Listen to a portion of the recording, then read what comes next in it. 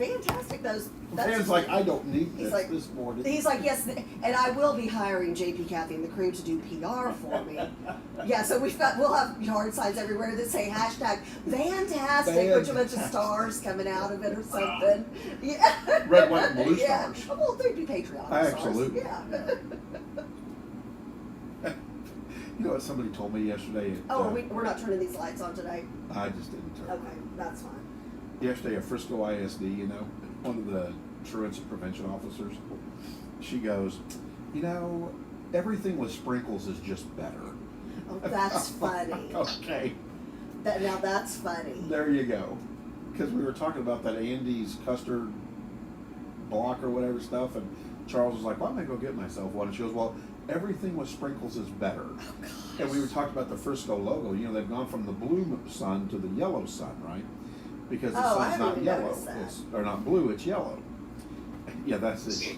I haven't noticed that. Interesting. There's truth to that. There is truth to that. Yeah. And so she goes, "Well, it's always better with sprinkles." And I'm like, "Okay, you're a unicorn Yeah, lady. there you go. You still love unicorns. I know someone just like you." Were you a Van Halen fan, Congressman? Yes. Yeah, Eddie Van Halen, may rest in peace. What a loss. Yeah. All right, let's see. That was my favorite band, and obviously he was my favorite guitar player growing up. I was such a fan that my dog that we rescued in high school was named Panama after the Van Halen song. And I was telling JP and Charles how back when my best girlfriend Elizabeth Saul and I, we were huge fans. She was going to marry Eddie Van Halen. I was going to marry David Lee Roth, and we were going to tour the world with Why is them. my phone doing? We were 50, and we would go to a Van Halen concert because she and I went to so many Van Halen concerts I can't even count. And we always thought somehow they were going to pick us out of the audience and take us backstage and then propose. What were we thinking? They were going to be hooking up with some 15-year-old girls. I don't know. It's just so funny how you think when you're a kid. Well. Yeah, yes. Well. Now, are you sharing out, Kathy? Are we sharing right now? Remember, I can't do my stuff. I can only do stuff on my phone. Oh, I'm on my phone share. Yeah, but yours is easier. I haven't even shared. I wait till the show starts to share on my shebang. As long as it's not your shaboodle, we'll be fine. Oh, good night. And here comes Charles. Going to get your coffee, JP. Ooh. See, the way we're opening the show now, Congressman, we're actually live now. So you can hear us, but what you're seeing right now is Charles coming in as he enters the Venture X offices and into the studio, and then he goes and grabs JP a cup of coffee. We're so exciting. It's a very daring and different opening. If we could play the 9 to 5 music, we would play that. But Yeah, we don't have the rights to that. No, and they would shut us down. They would shut us down. Who's the they? The day of the Facebook. That would be Facebook and YouTube. Like we had Randy Travis actually in studio and had a signed agreement that we posted on Facebook, and they still blocked it. And it took us X number of days for them to release the hold. And we've got, we're working with him to help him raise money for his foundation, and he's literally given us the rights to all of his music. But, oh well. But finally we got that straightened out with Facebook. And YouTube. Wow. And YouTube, yes. And YouTube. They hear a second of any music and they're just like, boom, copyright. Yeah, it's crazy. Yeah. But yesterday Monday we got blocked for playing a Washington Post video online by Facebook. Not by YouTube, but by Facebook. Go figure. Is Charles even moving? What is he doing? Yeah, our freedom has become extremely limited all of a sudden. And Facebook gets to make that decision. When you get reelected, can you just fix all of that? Thanks. Add that to your pile of to-do problems in D.C. It's quite the challenge. So crazy. Yes. Where's Charles? He's coming, I'm sure. There he is. You lost the video. I was gonna say it still just looks like the picture. I was like, that's the longest cup of coffee. That's the longest cup of coffee. Well, go ahead and bring us in with your intro. Alrighty. Why is it stuck? Get the congressman going. I'll figure that out in a minute.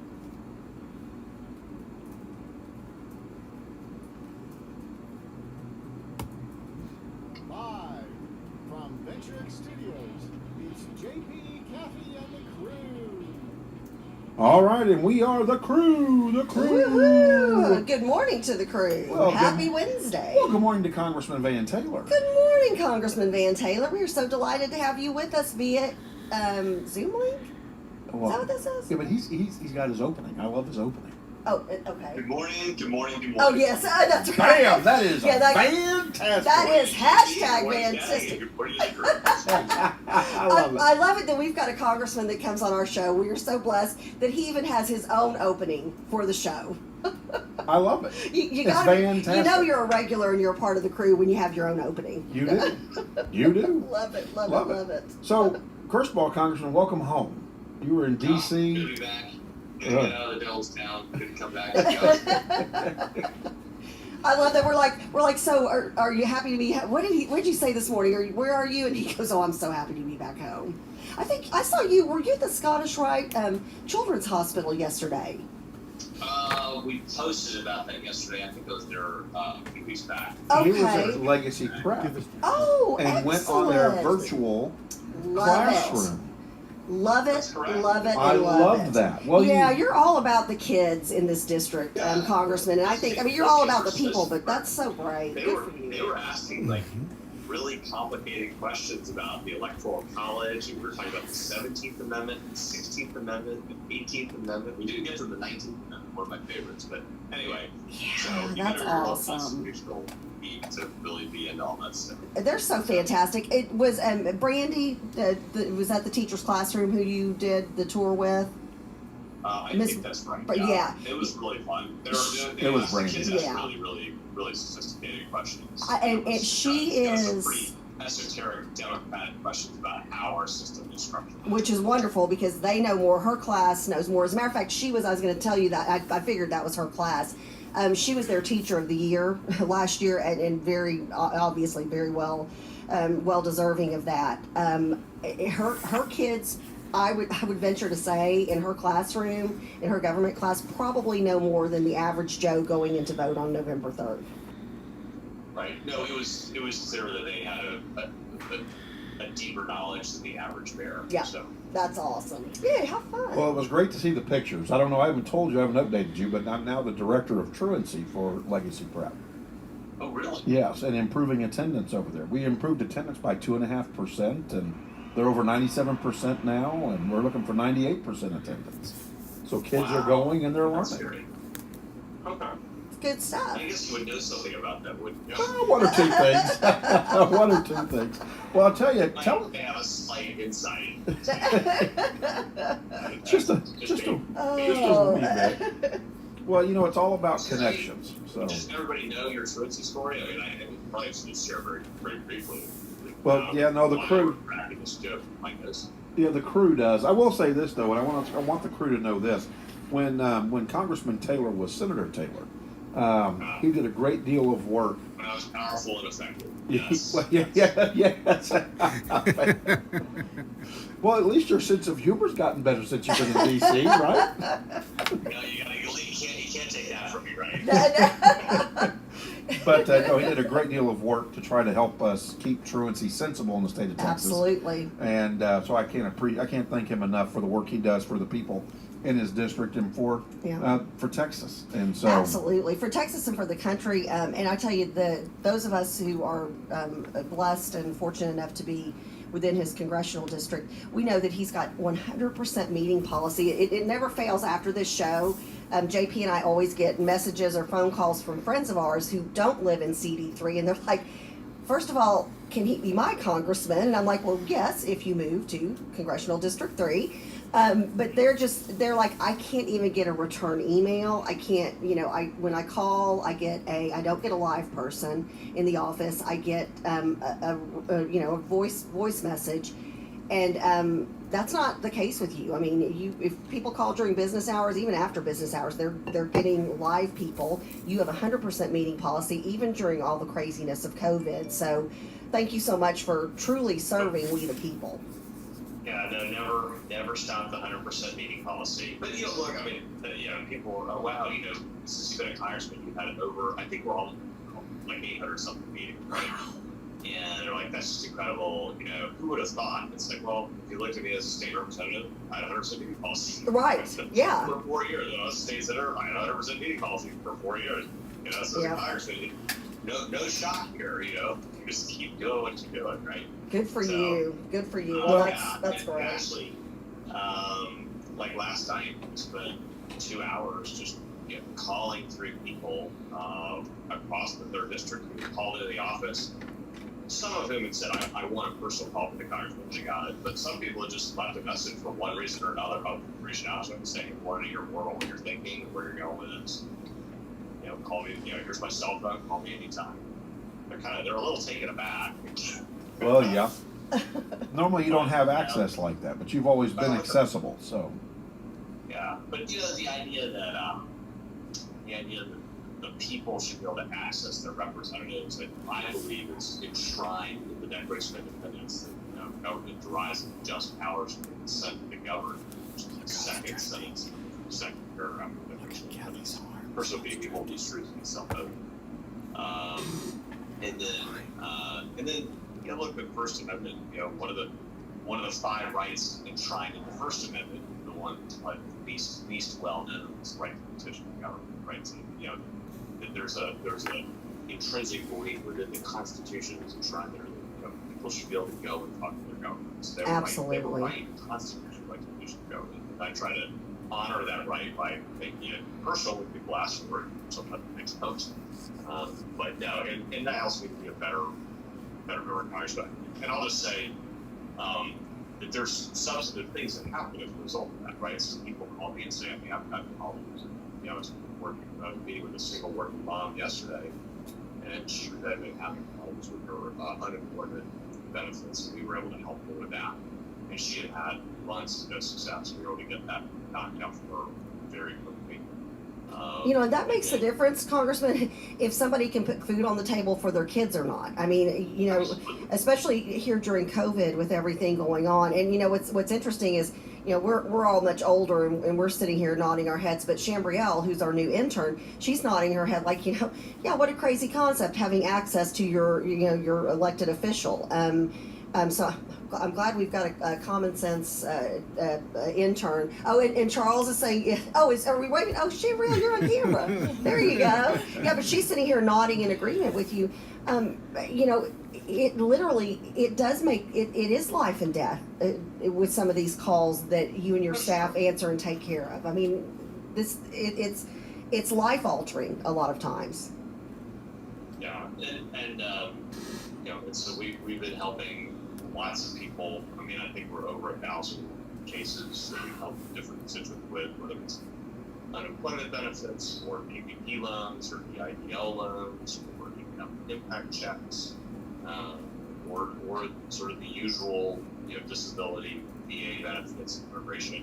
One thing I think we may have talked about this, but one thing that's been interesting during COVID was we helped 50 different families get loved ones back overseas. So there were people stuck in Morocco, in the Ukraine, in the Philippines, in Vietnam.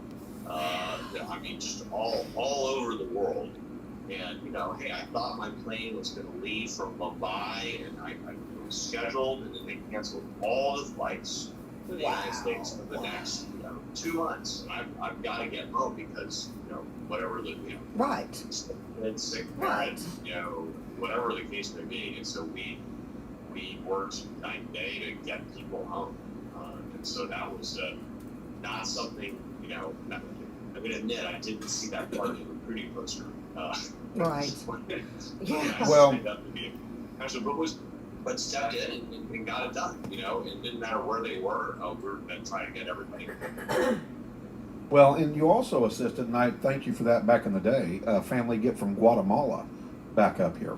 when all that went down, and Guatemala locked down its borders, and they had their children back up here.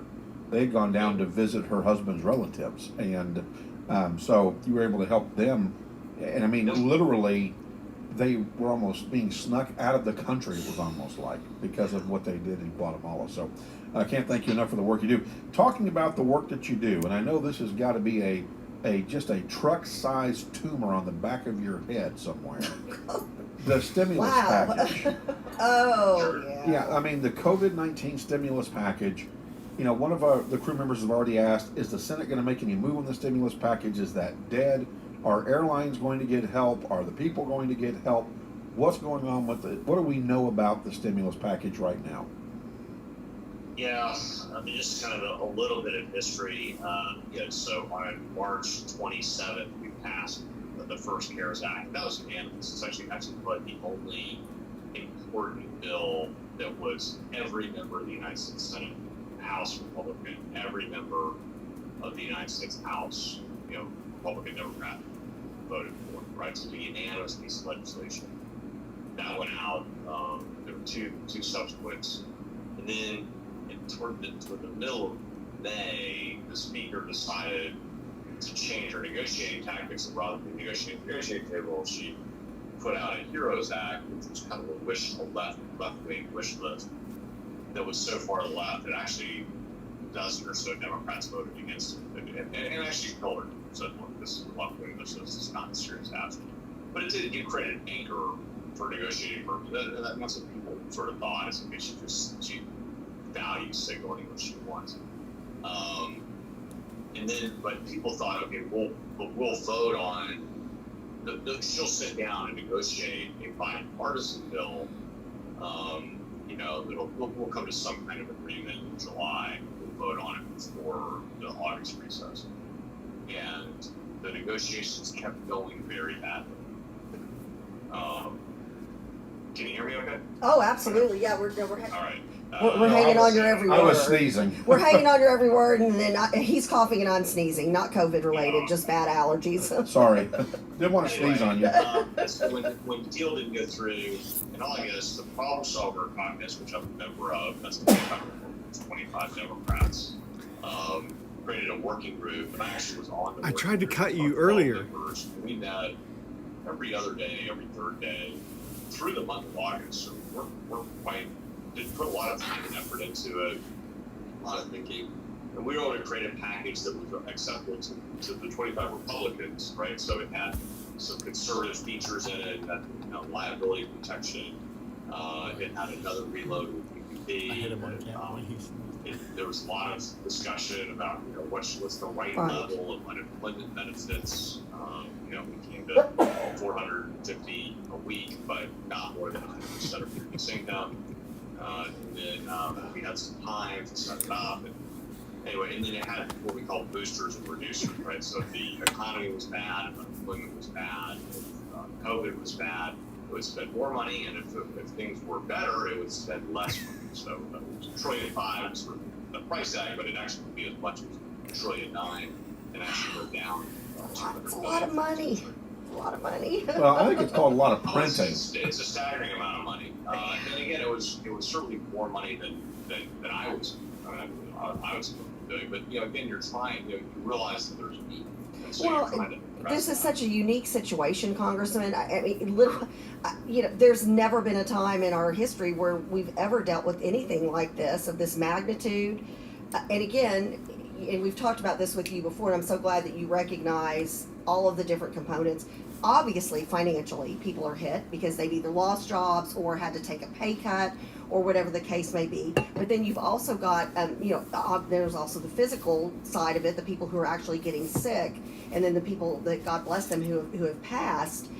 But then there's also the mental health component that is involved in this, and everything that goes with that. And so there's so much that you're dealing with as a congressman right now. Well, yeah, and I'll point out one thing that was interesting in being that working group was that it was very clear to me that the blue states, which had done such severe shutdowns, and I'd already heard from business owners in blue states that are planning on moving to North Texas Right. next year or over the next couple of years because of the shutdown was so unreasonable. the unemployment levels are much higher, and the fiscal damage that was done to their states in terms of tax revenue is much more severe. So in Texas, our state government is looking at a less than 2% budget deficit per year, whereas New York has a $15 billion budget deficit. California has a $50 billion budget deficit on a $140 billion budget. Right? So the damage that they're suffering. So the need is far greater for this help in the blue states than it is in Texas. And so, but anyway, we rolled that out at the beginning of September, and actually in the middle of the press conference, Pelosi announced we're going to stay in Washington until we cut a deal. But she really did not come off of her position from July.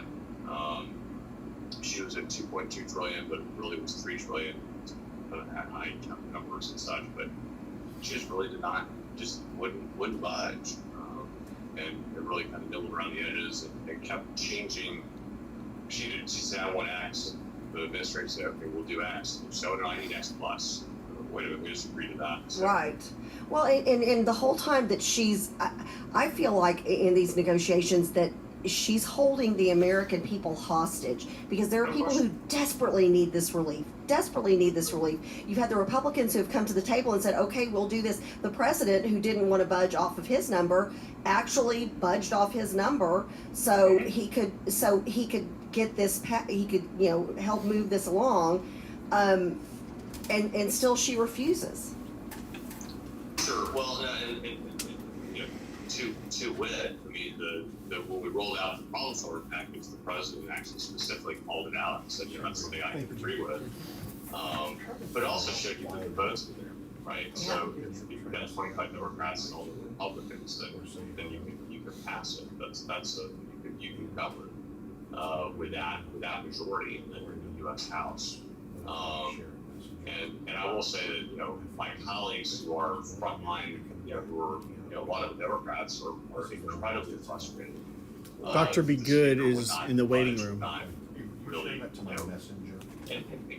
again, you've got so much need, right? We've got really serious problems with airlines. We've got some really serious problems in commercial real estate. We've got really severe problems with our restaurants. Industries that.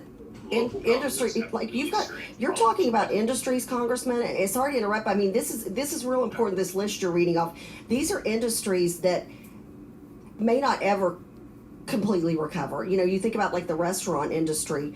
There are multi-generational family restaurants that have shut down and they will never open back up. And these are family run for generations. That's heartbreaking.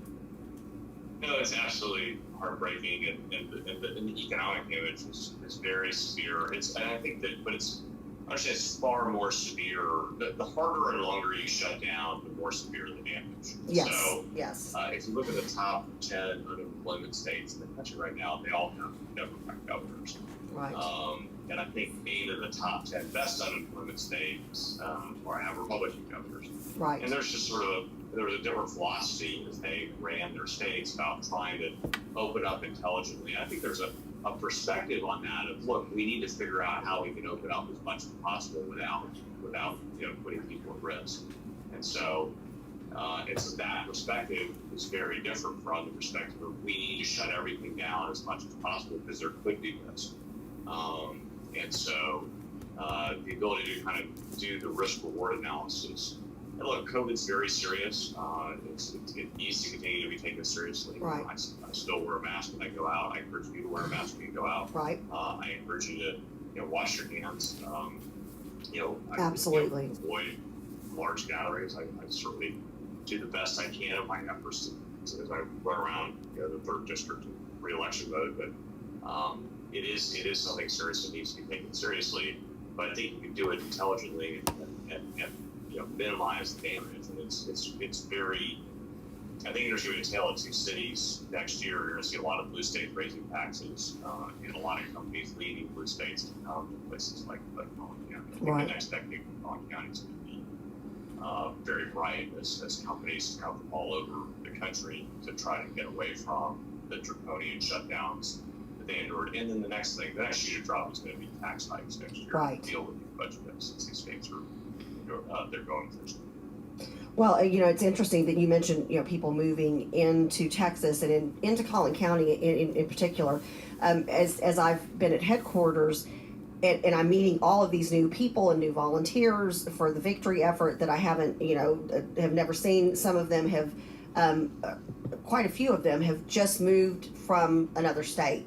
And the first thing they say is, what do I need to do to keep Collin County in Texas and, Plano, McKinney, whatever city they're coming from, what do I need to do to keep us like this, keep us the same way, and how can I help? And I've never, in the 30 plus years I've been involved in politics, seen the energy and excitement and passion that I'm seeing right now. Yeah. Well, I think probably the key thing is teaching others to appreciate it. Yes. I think that a lot of people that come, if you come from Illinois, or California, which are junk bond credit status, that are fiscally so badly run and in such a bad place economically in this crisis, where you come to Texas and say, the state of Texas is, look, we got a $4 billion annual budget shortfall, or biannual budget shortfall, and they've got $10 billion in the bank. I'm not saying that next session isn't going to be hard. I think it's a really, really hard session for the state legislature as they craft the next budget. But the idea that they don't need to raise taxes to get out of the mess that we're in. And they were actually, when I was in the state legislature in 2011, it was actually worse than this. And so I think that we're in a much better place. I think that, the state has a bigger bank account this time. And so I think we're in a better place.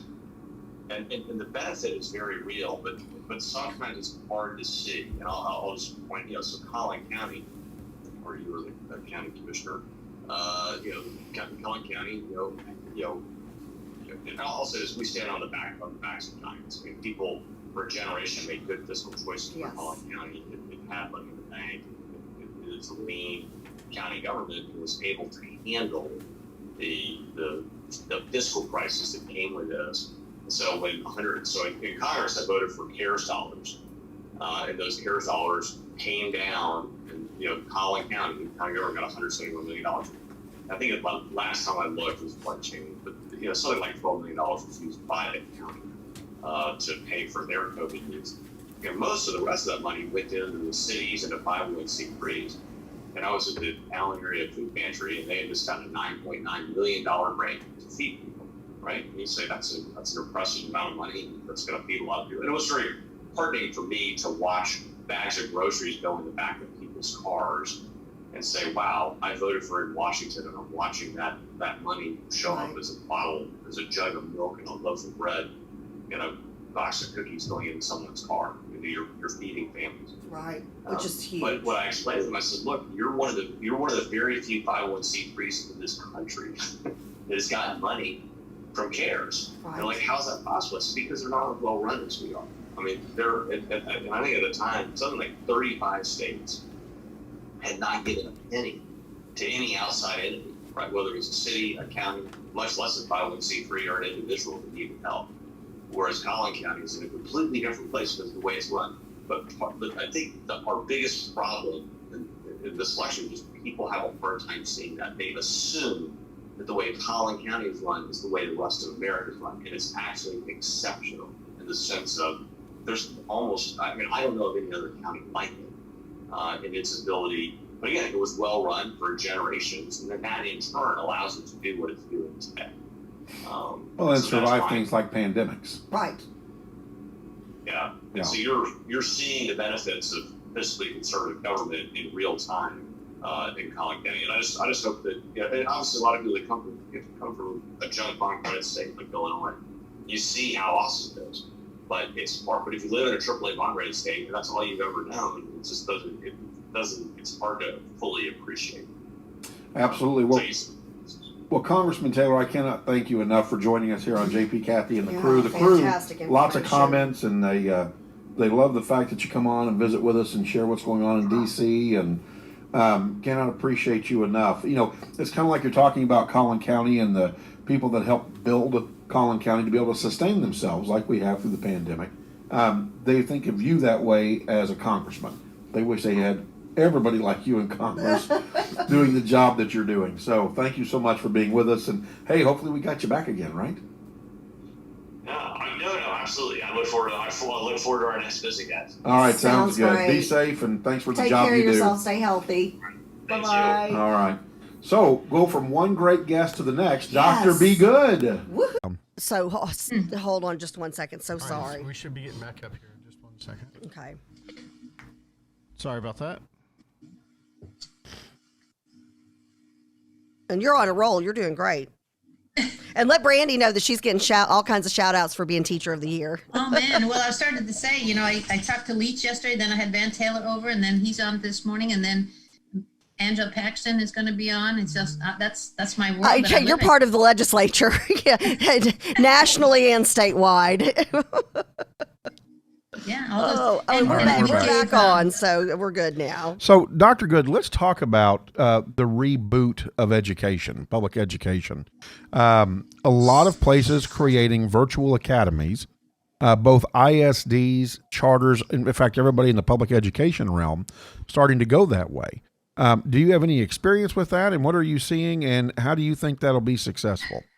Well, we did start a virtual school ourselves because we knew that our online world was a little bit more effective and successful than some of the other schools.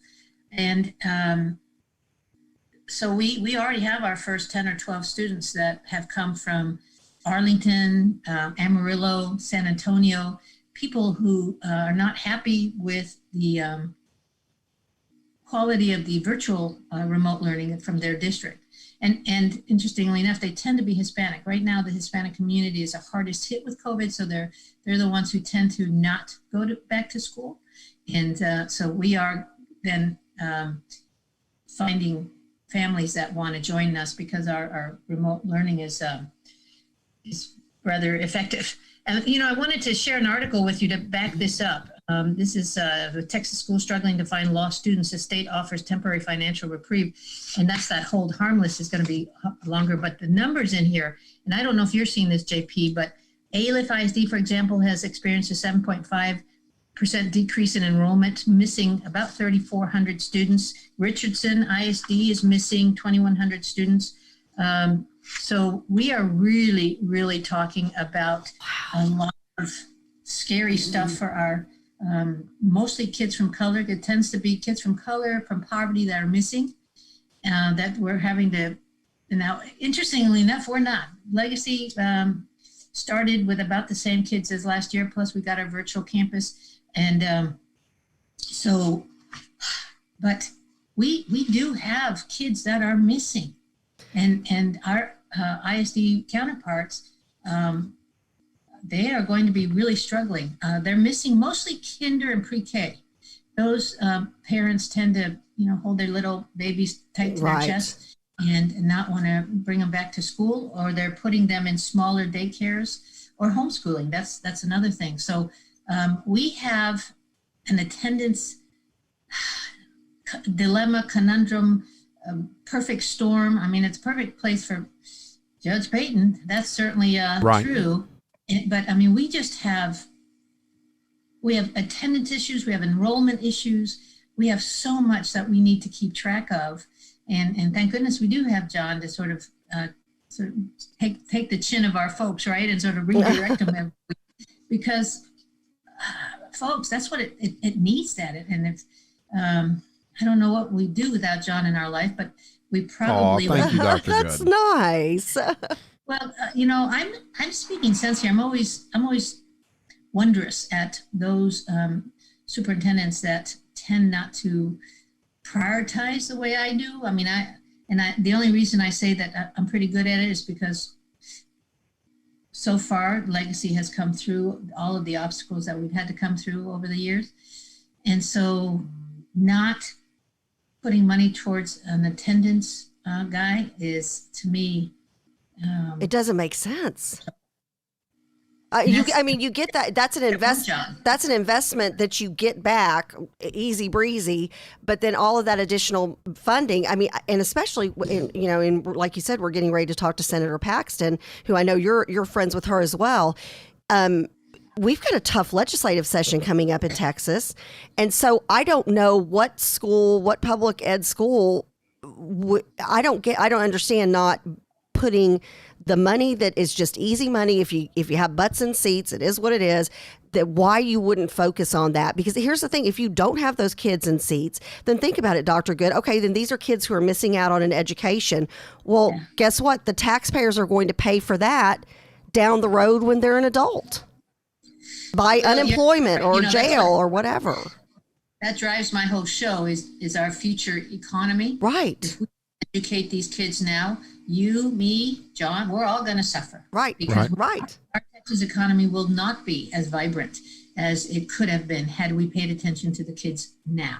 Oh, amen. Yeah, preach it. That's my work. I just wish I didn't feel so alone in it. And I don't mean you guys. I mean other superintendents, other legislators. I just feel like I'm a lone voice out there in that world saying, folks, but then again, we have this, and this is, you really should have a psychologist on talking about this phenomena. And that's the phenomena of not believing real facts. Much like the left, when they, it doesn't matter. And I've told you all about my rabidly Democrat cousins up north, and I can bring them facts from universities and they will poo-poo the facts. Because they're being fed so much opposite stuff. And so I see that with this organization that has listed our legislators as friendly or unfriendly. It doesn't matter how much data we bring that charters are actually being successful with the toughest kids. They will not change their thinking around the fact that we're taking money away from ISDs. So it's a frustrating world to live in, especially because that means we're not paying attention to kids when we use this much energy for something else. Right. Well, part of that though too is not everybody in this country is doing charters right.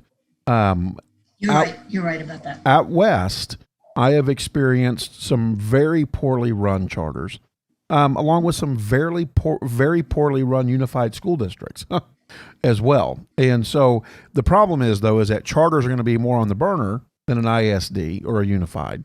And so they're under the microscope more because they're not the original, I guess, is kind of the thought behind ISDs and unified school districts.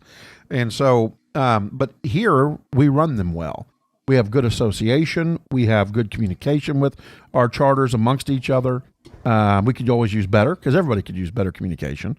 But for the most part, our charters do a great job, and they have good state association. So, well, and because we are part of the Texas Education Agency, we're held accountable actually more than an ISD. And poorly run charters are shut down. I mean, there's got 3 years to prove it, and then if you screw up for 3 years, you're done. You're toast. Right. So we'd really like to partner with our ISDs so that we could maybe become a vehicle through which they can learn, we can learn from them. We partner together with the toughest kids and live happily ever after. But that's not the environment right now. Right. Always can keep moving that direction, though. Right. Well, and who do you have on your show this weekend? I haven't decided yet. I usually do that about today or tomorrow morning. Right. Because I'll tell you, I live in a fire hose world. Oh, it's changing from 1 minute to the next. I tell you what, I normally shut it down at 8:00 at night. And I have pictures of Leach and I have pictures of Ann Taylor, and I have not been able to post. I've not had sit down time. And so it's been one Zoom after another, one crisis, one call, one text away from, a possible COVID shutdown. Wow. Matter of fact, I used to do 2 podcasts a week. I'm just doing one now. I just can't fit in 2. It's crazy. And, it's so funny, Dr. Good, you've talked about this, a year ago, you were in a whole different scenario. Now you're like, you've got more challenges and you're a go-getter and you're like, I've got more to do than I've ever had to do in my whole life. And it's great. Yeah, but what's amazing is I'm working from home, and you'd think working from home would be easier, but it's working from home sitting on my rear end in front of a computer. I do try to get out to the schools because I don't want to be that superintendent that shelters in place and everybody else is, taking risks out at the campuses. So I go out there, but it just and the emails, if I have 50 vendors a day, PPE stuff, facility stuff, just wading through emails. And you know what? I'm going to tell you a secret. I almost celebrate when young people that work for me forget things, and it's like, oh, good, it's not just me. It's not. Well, Dr. Good, we look forward to your show on Sunday, 8:00 in the morning. Yeah, and tune in. It's a must-see show. Thank you for joining us here on JP, Kathy, and the crew, and have a blessed day. Keep up the great work. Thanks for the good work. Thanks for the good work you do. You as well. We love Take you, care, Dr. Dr. Good. All right, and then after one great guest, we have another great Yet guest. another The one. Senate Minute is back, and I'm dancing. Woohoo! Woo! Senator Angela Paxton. Yes. Is going to be joining super us. excited. And I am way beyond excited about the Senate And we're Minute. about to get her up on the screen. We have, of course, the interim session the interim has already begun, of course, because it was in the interim. And aptly named. Right, and it should be very interesting to see how the legislature comes together under COVID conditions. So do we have Senator Angela Paxton with us? I think I can hear her. Maybe. We're about to. Are they going to do audio? I hear white noise No, back in the back. I think she's going to do video link as well. So, but I know she was in the waiting room because I saw her pop up at about 8:10, 8:12.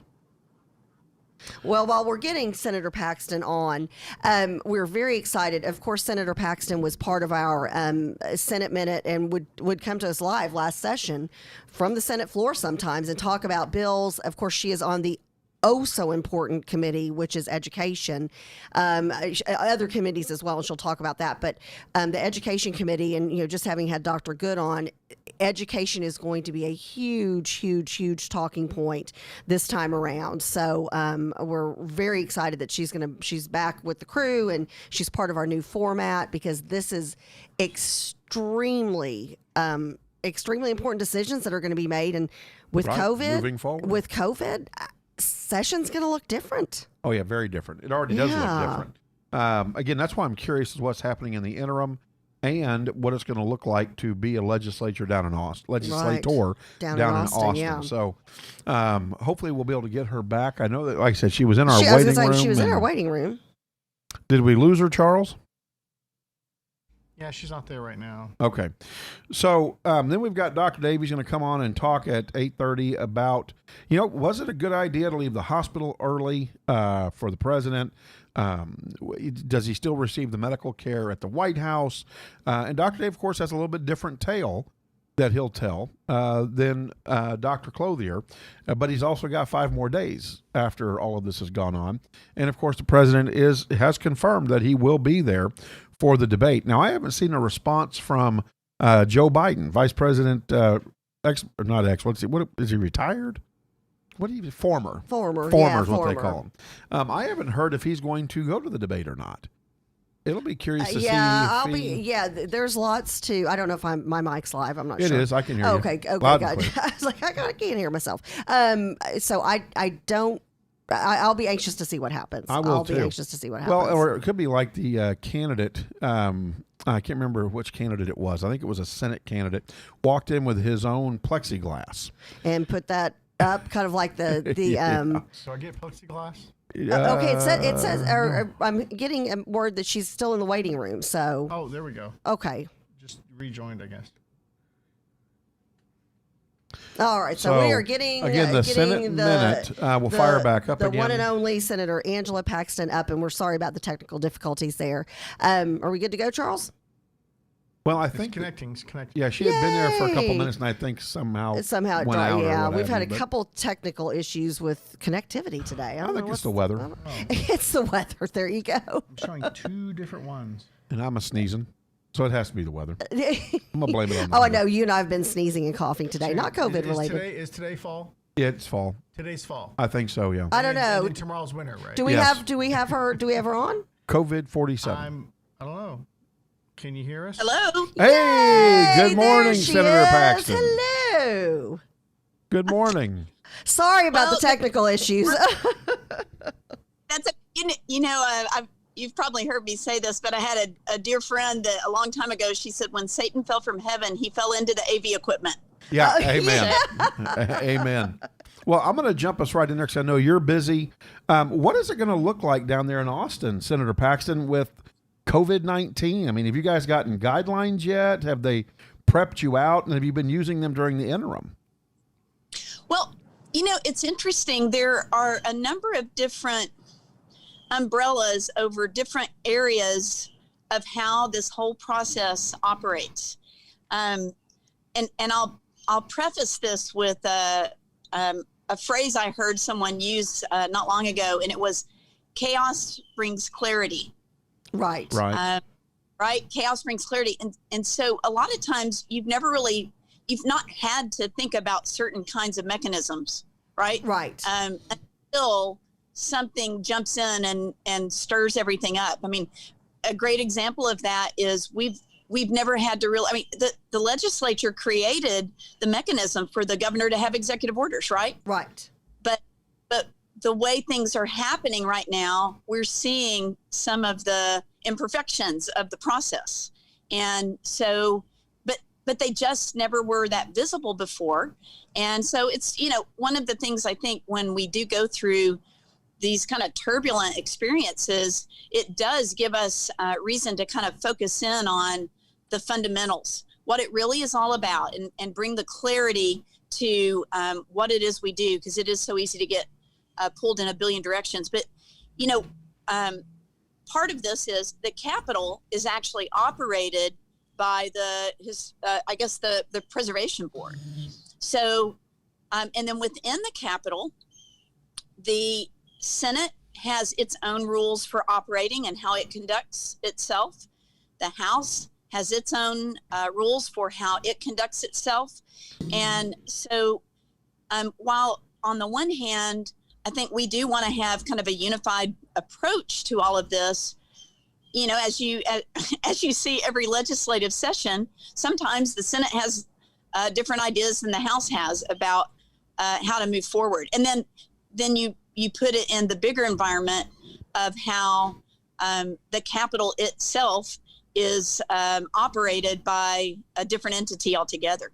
So, we have the COVID stuff, but we also have a lot of public safety issues around the Capitol that we have not dealt with probably since like the 70s. Right. Oh, With wow. the protests and stuff. Right. But we are talking about it. And in fact, I'm in Austin because I've been having conversations with some of the other senators about this. And, I think, at least for me, the position that I stand in is, again, the clarity of this. What is our job? And as a senator, as a member of the Senate, as a member of the legislature as a whole, really, I think I have two jobs in the that are constitutionally given to me, and one, of course, is to conduct the business, right, in a way that involves the public. That is a constitutional mandate that we conduct the session open. And then I think the second, so it's to do that. And we have one job, constitutional mandate that we must accomplish during the session. And that, of course, is passing a budget. Right. Everything else is kind of, other things that may be very, very important. But the one thing we must do is pass a budget. And then the other matter of business for this particular session that is very, very important, not just for now, but for the next 10 years, is redistricting. So those two things really must happen. And then the second thing is that is my job, in addition to conducting that essential business, is to represent my constituents. Yes. To represent my district and the needs of my district. And y'all know my motto, my kind of mission is to listen, learn, and lead. And I'm obviously in the process always of hearing from the people I represent, what needs to be addressed, what needs to change, what's missing, what needs to go away. And the sunset process that I'm also part of has been a big part of that. So, I think another piece of this is the nature of pandemics in general. And I got some clarification on kind of the public health aspect of this, something that I hadn't really heard from somewhere else, at least not in a way that stuck with me.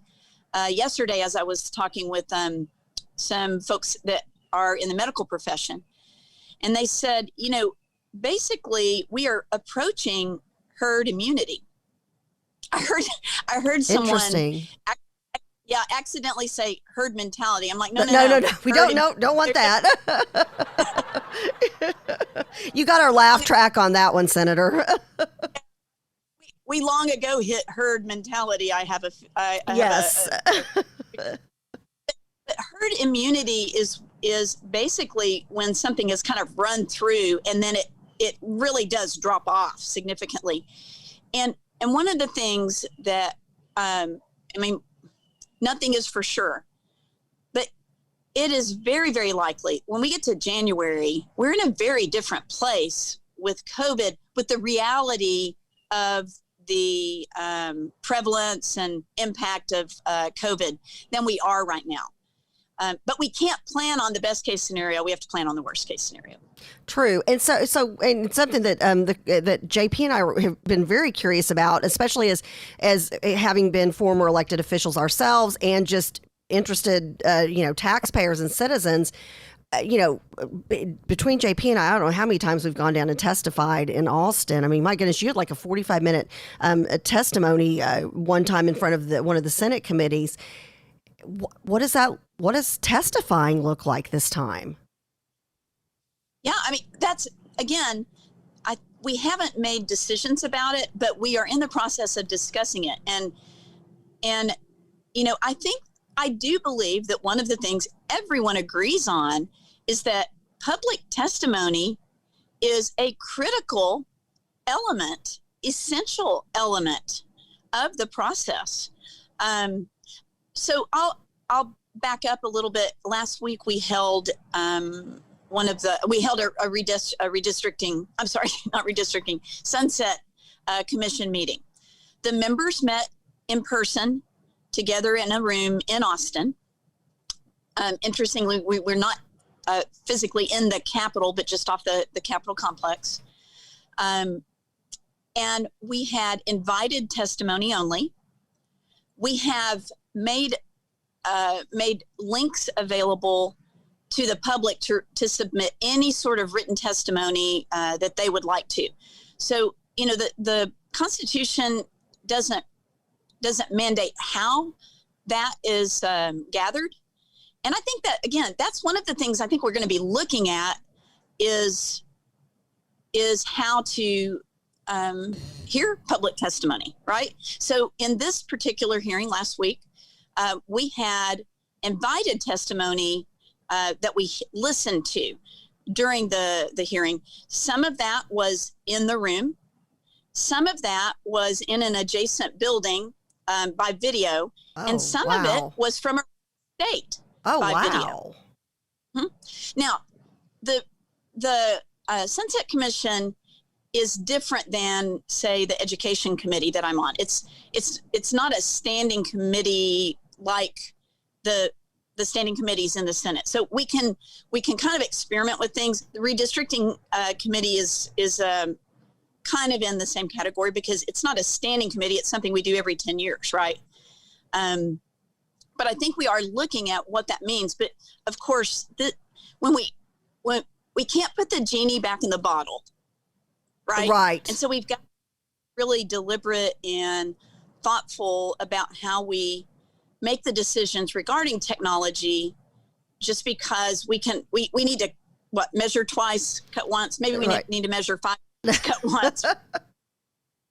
So but at the same time, we live in a time where we're doing this, right? I mean, we're doing this right now. Right. So I mean, there is tremendous flexibility available, but we want to do it in a way that creates access that's meaningful and that's true, and that people aren't being, one of the things that can happen, at least right now, there could be, I mean, there wouldn't be any reason for it. There could be someone off to the side of the camera or standing on the other side of my iPhone, holding up cue cards, say this, say this, say this, right? I mean, those are the kinds of things that would not be, it would be deceptive, and it wouldn't be authentic, real public testimony. I'm sorry, JP, I interrupted you. No, that's okay. I really want to get you back on and talk about the interim and the discussion around education,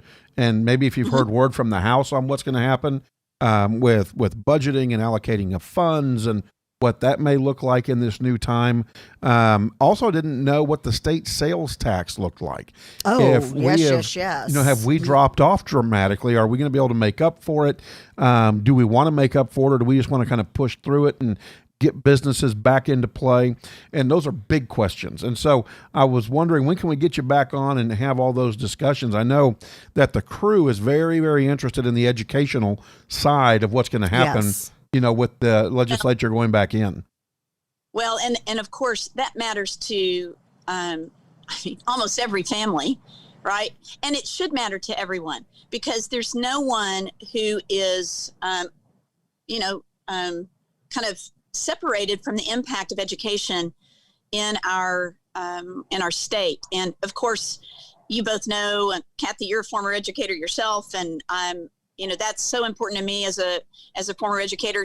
One of my daughters is teaching now. One's training to be a teacher. And so, I care about the profession and growing the profession. I also care about the future of it, because it impacts our citizenry. I mean, this is one of the reasons education or function of government is, because we need an educated citizenry, not going back to herd mentality. Herd immunity is good. Herd bad, yeah. I want to make sure that our schools are preparing kids to be good citizens and productive members of society. It's so important for our workforce. I've got a call later this afternoon with a group of community colleges and presidents and chancellors that I'm looking forward to. But it is so important, and it's no secret that we have taken a huge revenue hit in the state because of COVID. Education is funded. We increased the state share of education this time. So, sales tax, oil and gas revenues, which are hit coming and going because people aren't driving as much. And, there's just a lot. However, I will say, I don't know how we make up for what we've lost there, but we are seeing, great numbers with our sales tax. Right. And okay, good. The comptroller Hager reported on that not long ago. I haven't honestly looked at the current numbers for the last month that would have just come out about September, but people are shopping, and that's a good thing. But we need people to be able to get back to work and have our economy fully. Well, I can tell you, Senator Paxton, we are looking forward to the Senate Minute. And so thank you so much for taking time out to be with us, and look forward to the next conversation. Like I said, big questions next time. Big ones. We could have you on for a full hour and a half. Right. Well, you talk all day about this, right? Yes. And so it's so foundational to what we need to do, and what the experience is like for kids. I will say this, just a real quick thing. I mentioned redistricting. That is all built on our census numbers, and so I know in everything that's going on, it kind of has gotten lost in the noise, but it's so important. They've extended the collection of census data, and it's so important for our funding. At federal funding as a state in our district. And that, again, this is a lot of money for education, transportation, things that matter to everyone. So we really want to encourage people to make sure that they're being counted, so that Senate District 8 is well represented, and it will impact how we draw the districts. Well, and again, like I said, Very, very important lots information. to talk about as we get ready for the session for sure. And God bless you for your service down there. And Thank you, Angela. we know you're about to have no sleep. Has she had sleep? Well, but we know it's getting ready to gear up for no sleep. She's like Congressman Taylor. She is all over, and I mean, you're always you're continuously meeting with citizens and getting groups together. You know, meeting in a COVID-friendly environment. I just want to make a quick note. I really appreciate being invited to be part of your 100 Women a group that you just recently started. I think, and especially with having the 100-year anniversary of the 19th Amendment. You know, just a few short 100 years ago, you and I would not have been able to vote, much less serve in a public office like you're doing and like I've done. And so I really appreciate you bringing such a diverse and incredibly a passionate group of women together here in SD8 to lift each other up. I think it's so important. And I know this is a big platform of yours, and that's women lifting other women up. And so I thank you for that. And thank you for allowing me to be part of that group. Well, I'm thrilled to just be surrounded by the caliber of person like you, Kathy. And you're right. I mean, you know, I'm only the 21st woman elected to the state Senate in the history of Texas. Right. So you look at that, you know, we have an opportunity to really make a difference. I think it brings such a richness to the conversation and the discussion and the decision making when you have a variety of perspectives. And I think, you know, there's not one kind of woman, just like there's not one kind of man, but I do think women do bring a different perspective and approach to things. Women tend to be very collaborative, and that's something that I think, you know, our world is kind of missing right now. And so I look forward to doing that with you and the other women that are part of that group. And you know, as a mom of 3 daughters, all 3 of my daughters are part of the group as well. You know, I'm doing this just like you guys are doing this show because you want to make a difference. We want to change the world in a way that makes it better. So Amen. Thank you guys. And I'm with you every week whenever you want me. I'm here for you. We love it. Look forward to seeing you next Awesome. Wednesday then. Thank you, Stay Senator healthy. Paxton. Stay healthy down there. Y'all too. All right. Thanks. Thank Bye-bye. you. All right. And from one great guest To another. to another great guest, Dr. D, I think, is in the waiting room. We're going to talk now about COVID-19. Of course, it's a current event, no doubt about it. And then mix it with politics when the president got COVID-19. And then, you know, leaving the hospital to do the wave, you know, which I don't want to say socially, I want to say to inspire his supporters for being out there. That's great. But from a medical perspective, was it a good thing to do? And then leaving the hospital early, because even the president's doctors have come back and said, man, we are not out of the woods on this. Kind of wish we would have stuck in the hospital just a wee bit longer. Okay, I had not heard that, but Yeah, so that's- well, and I think if you're his doctors, my goodness, you know, no pressure having the president of the United States Right. under your care.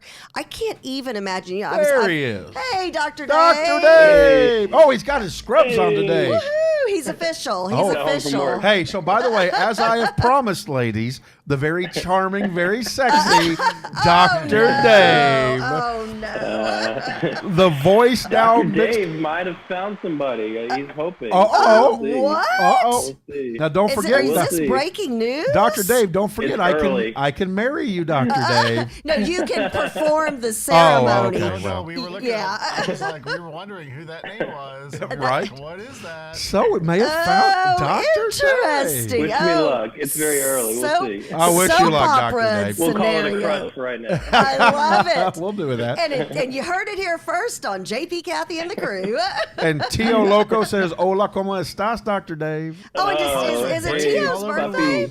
Uncle Leo is on, he's on the feed. I think his birthday is today, or was it yesterday? I think he just celebrated a I think his birthday. is tomorrow. We're born the same. We're both the Libras, so my Love godfather it. and I. And my daughter's a have to Libra as text him well. Yeah, I'm not in your club. I'm an Aquarius. We have a big Puerto Rican family, and I think there's 6 of us born in October. So Wow. it's a good month for our family. So what went on 9 months prior to that? Everybody's Well, all different years, though. All different years. Well, yeah, but either a revolution happened and it was after that, Oh, or there was a gosh. Great Depression. Dr. or, Davis, wasn't I here to be your medical person today? Oh, yeah, I'm sorry. Oh, yes, We always but get we off topic. digress. Sorry, guys. Well, and, yeah, we're talking about with the president, and I can't, like, Dr. Conley, who's his main physician, I can't even imagine the pressure that would be on you if you are the president's doctor. Not just, I mean, that would be normally, that would just be a tough gig anyways, because, you don't want to be the one that's like, oh, you should take this, and then you give them the wrong thing, and then there you go. But during COVID, during a pandemic, and then during a pandemic when the president and the first lady both Absolutely. contract COVID-19, that would like be the weight of the world on your shoulders. It is, and that's kind of what I wanted to cover. I wanted to talk about, it's been a long week.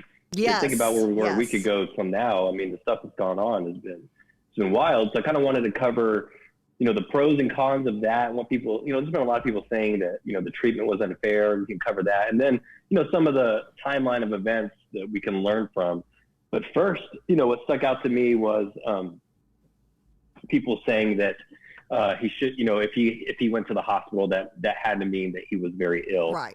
And I disagree with that. And it's the same reason I disagree with people saying that, he shouldn't have received some of the treatments he received, like the monoclonal antibodies and the remdesivir IV treatment. Those are usually reserved for severe cases. So people kind of drew the lines that if he's receiving that, if he's going to the hospital, he must have a severe case. And it goes back to what you were saying, Kathleen. The pressure of this is the president of the United States. You have to do those things. You can't, if I was a physician, I would do the same thing, because on the slight chance that something went wrong, you don't want to be the doctor that messed up with the president. You got that right. So you're going to take extra precautions. I think we would do that for any president. So I don't think the doctors did anything wrong by sending him to the hospital and by giving him those treatments. It's a different case. If you kept him at the White House and he got worse, you'd be in trouble. Right. Well, and a lot of people, when they found out he had COVID-19, the world did tremor. Like his politics or not, the United States is more than its president. But its president is the face and leadership. And so the country did tremor. And so I completely agree with you, Dr. Dave, in that you have to be overly precautious. It's not like Kathy and I. People are like, oh, okay, let's see how they do at the house. But so continue on that same train of thought, though, Dr. Dave. So doctors acted right, and I agree with you as well. I'm not a doctor, but as an observer, I agree with you. He plays one on TV. No, just kidding. Oh. He plays one on this podcast. So continue on down the path. I'd like to talk about the events leading up to it. What we can learn from this. We know, I'm sure you guys know the names better than I do of all the people in that kind of inner circle who got sick. There's been kind of a mini outbreak in the White House. Right. And, that's kind of important because there was some kind of cavalier attitude with COVID in the White House. It seems like that it was not that it wasn't being taken seriously, but there weren't as many precautions being taken as the medical experts are recommending. And that's what I want people to remember is, try not to let COVID become political. And unfortunately, it really has become political in America. It's like if you take it too serious, you're liberal, and if you say that it's that you don't need to wear masks, then you're Republican, and it shouldn't be like that. The basic recommendations I think should be based on science and thought of by our doctors. So there was the day before he contracted it. He found out. I'm bad with the names, but the lady on the plane, JP, that Hope, that had it first. Hope, his one of his higher age. Yes. Yeah. Right.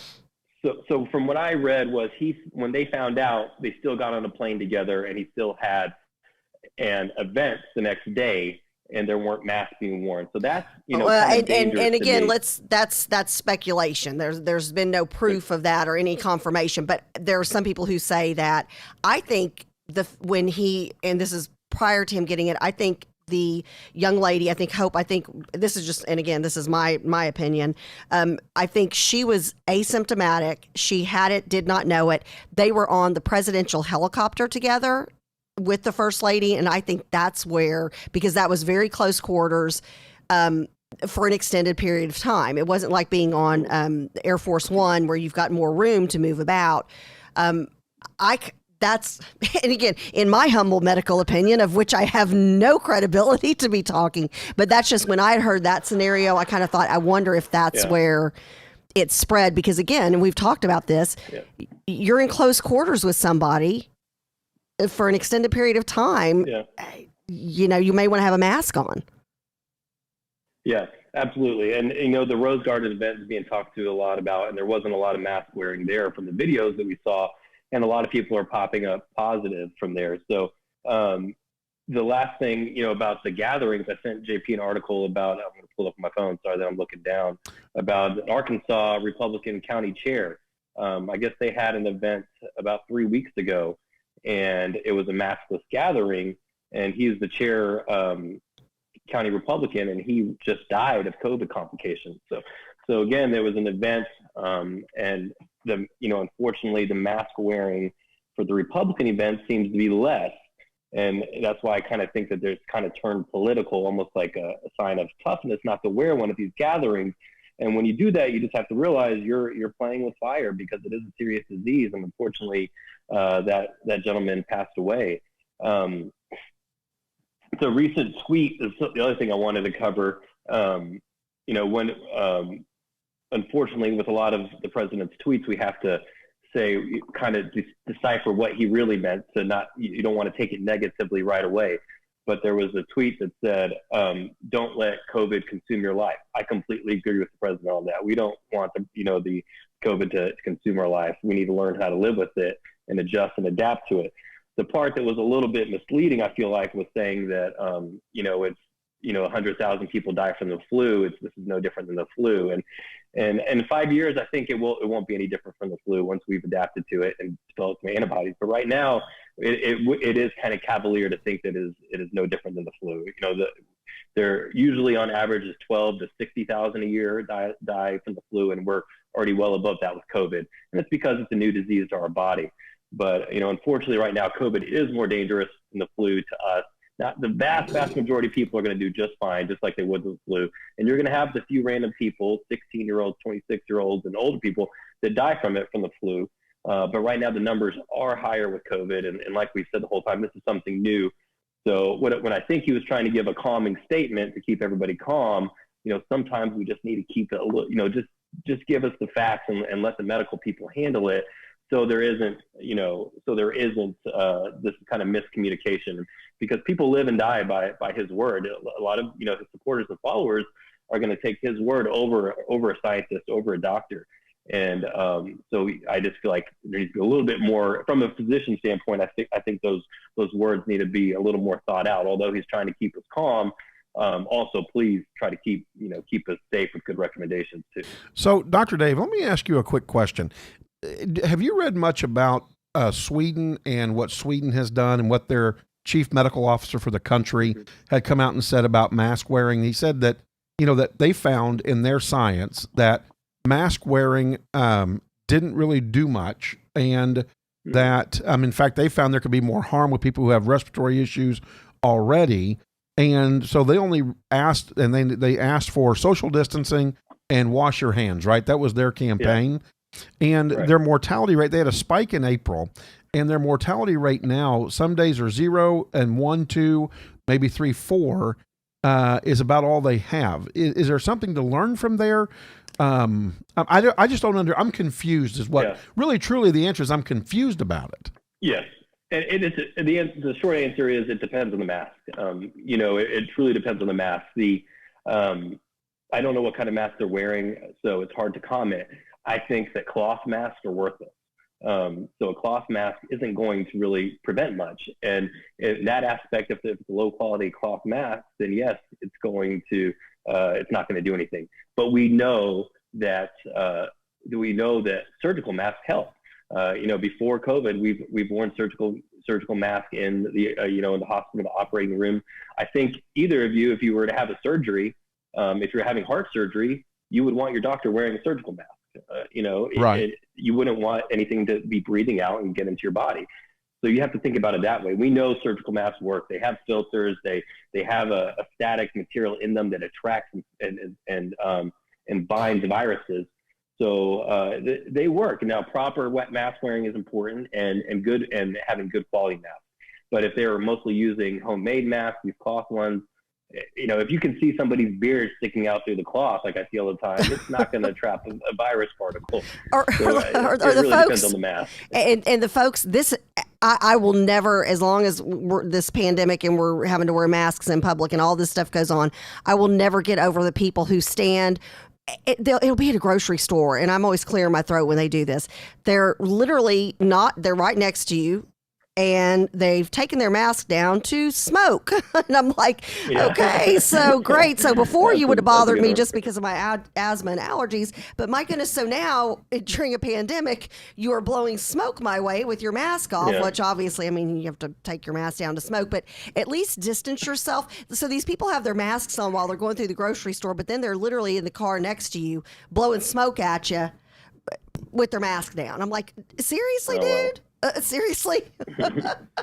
So I've seen. Yeah, there's definitely some interesting characters that have done different things with this. So, Dr. Dave, what about the blue masks? I mean, the ones that the hospital staff at least used to wear anyways.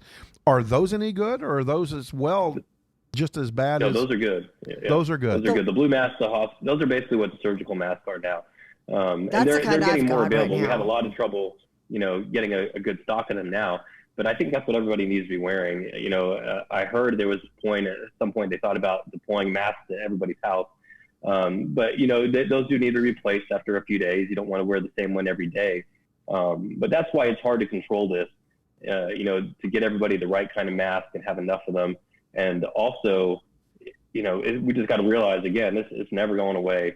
There's some countries that got the numbers down so small, and then they open back up and it increased. Well, that's why I don't think that we need to completely shut down ever, because this is never going to go away. As long as there's one person with the virus and they can spread it to one other person, you're right, it's going to eventually be a pandemic. So be smart about it. Be smart about it. And that's where I don't want the government to dictate what we do. And I think the more conservative folks like myself, like JP, I don't need somebody to tell me to be smart about it and to be, to make wise decisions and to be careful and take care of myself and my family and my fellow mankind.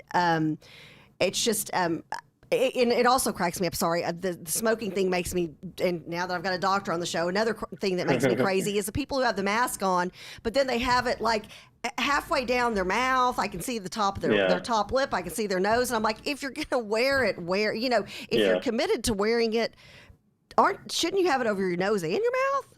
Absolutely, absolutely. You're not. It's not doing anything if your nose is sticking out. Or the people who go through the grocery store. This cracks me up, and they've got it hanging off one ear, and I'm like, okay, so either go all in or all out. There was a viral video. It has to be proper mask wearing. A woman walked into a convenience store, and she had the mouth part cut out. She said, "Well, I can't breathe without it cut out." It's like, oh my gosh. So, Dr. Dave, don't wear it. I know you're way exhausted, that you haven't even gone to sleep yet. And so can't thank you enough for joining us. We really do appreciate and your you. sexy well, no, you can't say there. he may be in a relationship. Well, he can still be sexy though. Oh, but that's kind of odd. And one dude calling another dude. It's a crush, man. It's a crush. It's your bro. It's a bromance. We have a bromance. They Yeah, we do have a have. bromance. These two do have a bromance. I can completely testify to that one. So it's his voice. It's the fact that he used to be a judge. Come on, you like the robe, you like the gavel. So, in all seriousness, though, and I want us to look at this over the next couple of weeks, especially as a current event, even.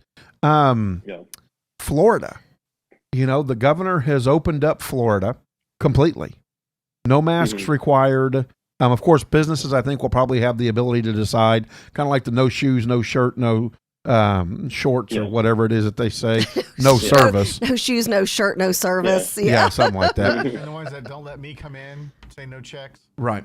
So I'm going to be curious. So Dr. Dave, if you'll watch that over the next couple weeks, because I'm going to be curious to see how Florida, how they do. Yeah, their numbers will go up, but it comes with the cost. And I think those at risk, they know that at this point they should know what to do and what Right. to avoid. And we can't stay shut down forever. So, Right. So I'm okay with it. What I always say is just know what know the consequences of what can Yes. happen. And if you think about the number spiking again, if you think about, what we talked about a few weeks ago, was there was a holiday about a month ago, and we said in, 3 to 4 weeks, you're going to see a big spike again because everybody's getting together outside these holidays. It's just what happens. So let's say we get things calmed down by Halloween, we're not going to shut down Halloween, and we'll see another spike after that. As a matter of fact, we're all just tired of it. Since you've got a very young child who, like Lily, your daughter, she's the age. This is like the ultimate first Halloween.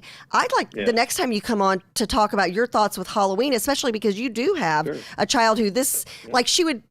She's old enough to walk around She's and adorable. wear a little. She's so cute. I can't wait to see what her Halloween costume He put her to is. sleep. My I got to favorite- save this. Hold on a minute. I got to say this. Yeah. I'm going to stop you.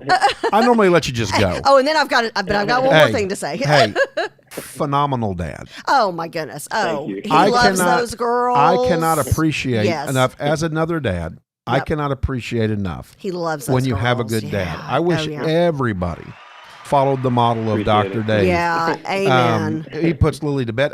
I tried to call him, and he's like, "Hey, man, I'm putting Lily to bed." Yeah, I mean, he has his His priorities. phone wasn't prioritized over Yep. his child. Absolutely. And not that I would ever ask him to, but he made that decision. Yeah, right? John threw a temper tantrum. No, No, I didn't. But Lily then- got first. No, but he then- actually sent me a picture of Because Lily. I didn't want him to think I was blowing him off. Like, no, here she is. But he took a picture of him, Yeah. and she was asleep. I think I sent you the picture. Oh, you did. You did. I know. It was so sweet. Just adorable. And I told him that night, I said, cannot thank you Yeah. enough for being a great dad. There are not enough huge. good dads And out it, there. and it makes a difference, especially in so- the difference of a Anyways, young girl. I wanted to tell makes you a big that. difference. And I'm just not going to let Kathy I talk over me appreciate on it. this one. This one I'm going to continue to talk He- to. He interrupted me, I Dr. Dave. appreciate Well, and my favorite picture that you've posted recently, and I just love all those pictures of Lily and your daughters. The sweetest picture is your daughter cheering, and she's on the sideline, and she's got her hand her. reached up, Yeah. and Lily, who can't quite look over, I mean, the top of her head's barely over the concrete barrier in the stands, and they're holding Yeah. hands. Oh, it gives It's me so chills. That cute. is the Yes. sweetest picture. It's so sweet. I love it. I love it. It's one of my favorites too. Love it. Just So, love it. Dr. Dave, Charles Gura, who is our engineer and also goes out and finds fun facts, came up with this fact, and I think it's interesting. Conclusion: CDC estimates that influenza was associated with more than 35.5 million illnesses, more than 16.5 million medical visits, 490,600 hospitalizations, and 34,200 deaths during the 2018-2019 influenza season. And the site is the cdc.gov website there. I mean, a virus is a virus. I mean, I'm it's not going to say a get you. virus is a virus. They do different not a things, and bacteria. I think this will be very close to the flu someday, but not yet. Right now, we forget that we just look at deaths right now, and we forget the people who have had strokes from COVID that Right. we don't see with the flu, have heart attacks, blood clots, and again, it's all because it's new to our immune system, something novel and new. So, in a few years, this will be like another virus, but right now it's not. Well- It's not, Ebola or The Walking Dead, but viruses. Oh, you had to mention I The agree Walking with you. Dead. The viruses will take their toll on. The viruses will take their toll on the human population. They win, and unfortunately, we don't have really good antivirals. It's not like an antibiotic where we have It's thousands a of whole bottles. different We got about animal. 3 antivirals. It's a whole Right. different animal. Yeah. But yeah, I mean, again, we've got to take it seriously. It's not even a year old. I mean, that's No, no. staggering. When you think about it, we haven't even known about the coronavirus and COVID-19 for an entire year yet. So we are still dealing, and I appreciate the fact that you and Dr. Clothier as well say this on a regular basis.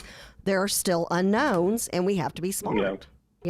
So The other thing to keep in mind, I see a lot of posts with, people say I have not met anyone who's died from COVID, and therefore their conclusion is that it's not that bad. We forget how big the world is and how big the country is. I mean, we are a big country. It's still estimated that only 10% of people in the U.S. have been exposed or have had it. So there's a lot of people left to get it. So just because you don't know anybody that hasn't, had it or died from it doesn't mean that it's not taking its toll out on families. So it's a big deal, but I miss the days when we were talking about something different every week too. So, no kidding. And we'll be we're back just always there. adapting. We'll be back there. We're just always adapting, learning something new, and it's good to talk about it and keep everybody safe. Well, and again, my reference back to those numbers with the flu is that viruses are mean dudes. Yeah. I mean, right. that was really my point. Yeah. My point was that, this thing's not going away. It's sticking around. And we have to viruses learn to live with it. we got to learn to live with it. Right. Viruses are mean dudes. Yep.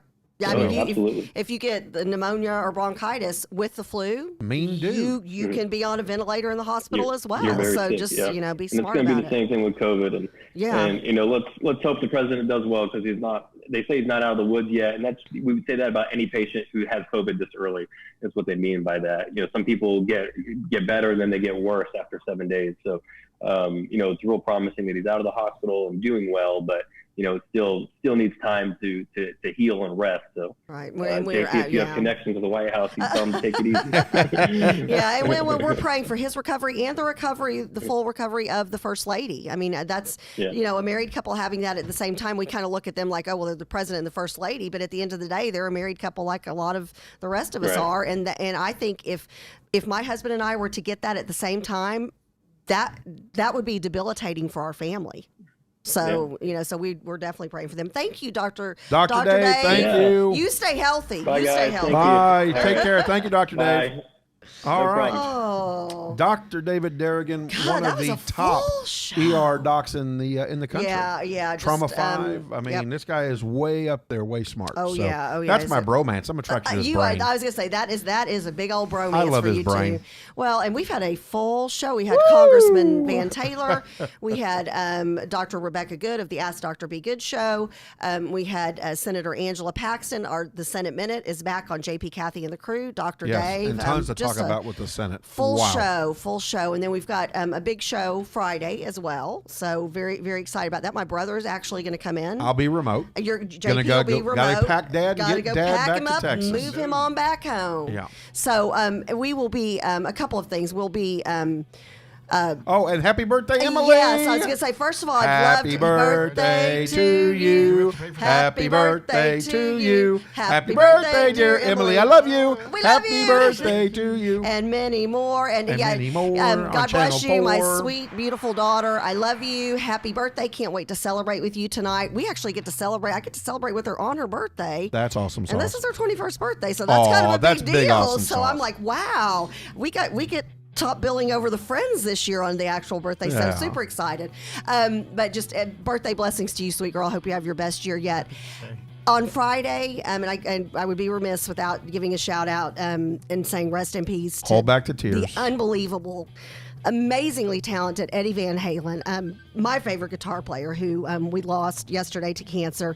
My brother will be in studio. JP will be remote, and we will, during our entertainment segment, we will be giving a tribute, and celebrating the life and the amazing talent that is and was Eddie Van Halen. Absolutely. So rest in All right. peace. Don't forget, big schedule tomorrow. We start off at 7:30 in the morning as we launch MoneyLink Yay. with That's right, Steve and Gail Gail and Meeks. Steve Meeks. So Can't don't wait. miss that.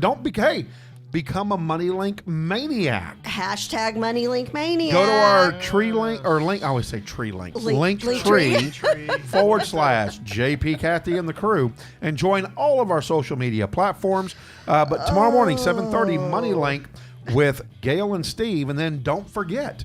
At 12 to 1, we've got The Lawyer Show, we do. hosted by Jeremy Yes, Rosenthal. we do. And you don't want to miss tomorrow. Tomorrow is Marijuana Conversation. What does that mean? Yeah, you posted something I about that on did. Facebook, and I'm like, it was like a big marijuana leaf, and I'm like, what the It's heck? going to be a huge That's going to conversation. be a big one because, of course, a doctor out of lawyer out of California is and calling in California, recreational marijuana is legal. So yeah, so very interesting conversation there with I'm tuning The into Lawyer that Show one. from 12 to Oh, 1. yeah. And then don't forget to pick up Dr. Be Good from 6 to 7 on the rebroadcast, and then from 7 to 7:30, and then you can catch the loop. You've got We loop it from 7:30 to 8. Punchline Players Comedy Show. So talented. Boom. Just this young group of young men and young women who are actors and actresses. Crystal Griffith leads and directs one heck of a show. I mean, that's like, I'd watch that over. I do watch that over Saturday Night Live. There, I'll make that statement. There you go. And so, yeah, so big day on Thursday, so make sure you tune in. Again, starting at 7:30 in the morning, we kick off the network with Money Link with Steve and Gail Meeks. Anything and everything you want to know about financial advising. These guys are on top of it. And don't forget to name their mountain. Tune in tomorrow to find out what that means. There's all kinds of cool little Easter eggs that we've got with their show. So tune in tomorrow. And welcome to Chambrielle, our beautiful bright and brilliant new intern. Wave her to JP, So Kathy, excited. and the crew. There she is. She is going to help Faye us Curtis, out. thank you for that. Oh, Faye Curtis, thank you for the wonderful recommendations. So And we're our super website will be excited. launched very shortly. Yes, we're official. And we're going to have merchandise. So This get is ready. crazy. Temporary camera here. I don't know what they like that. There's the Chuck the And that's where you can see Chambrielle's beautiful face. Do the pageant wave for us. There you go. Oh, look at Chambrielle. She already fits in. She's all. Oh, and Leanne says that marijuana is on the ballot in Arizona. Did and not next know Wednesday that. we've got the Miss Texas Ambassador, Mallory Fuller. Yes, very excited. And she is the sister of former Miss Texas, Madison Fuller. I know, I love that. So this is going to be really cool. I love it. Love our Miss Texas Tons going on ambassadors. with JP, Kathy, and the crew. Whew. Tons going on with JP, Tune Kathy, and the in. crew network, and a lot more coming your way. Don't forget also Saturdays. We have Kilroy's Conversation with Major Andrew White and Andrew White and Chuck Wright. Helicopter pilot, Marine helicopter pilot, Chuck Wright. And so make Great sure you show. What are we doing? No, that's right, November the 11th. Gosh, We thank forgot you, to push thank that. you, Charles. Veterans Day, we're going to be doing a Veterans Day telethon from 7:30 in the morning till 5 o'clock that afternoon. Raising money. The barbecue guys are going to be on Friday. We're going to see if we can get them to sponsor lunch for you. Oh, that would be awesome. Come on up for an hour. Bring your cell phone. Come up and have a good time. We're going to have a paper football league game, a little competition tournament going on. We've got, this is the disabled American veterans that we are going to be raising money for on Veterans Day. Well, and Rosenthal just popped on the feed. He must not have heard us yet. Jeremy, he goes, watch the Lawyer Show tomorrow from noon to 1. It's our just gave you a marijuana plug. extravaganza. We gave you and your big marijuana He leaf must plug. have missed the plug, but we did. We pushed it out there pretty good. So all right, so love y'all. join Jeremy and smoke weed. I'm kidding. I mean just the marijuana extravaganza. No. Not here, not in Texas. He went to California. And tune in tomorrow, or tune in Friday and tomorrow on the JP, Kathy, and the Crew Network. If you're interested and you want to become part of the network, just send us an email out there at jpkathyandthecrew3@gmail.com. Sponsorships now available. And we can start letting you sponsor some shows. We've officially got our sponsorship legal contract up and running, so we're super excited. All right. Yeah. Everybody have Love a blessed to the crew. day Mwah. and take care. Have a blessed day. Love y'all.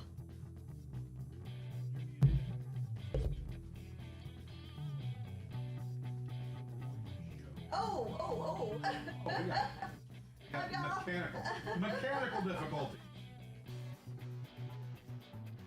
Oh, why did I know that little series was coming? That's good. Oh,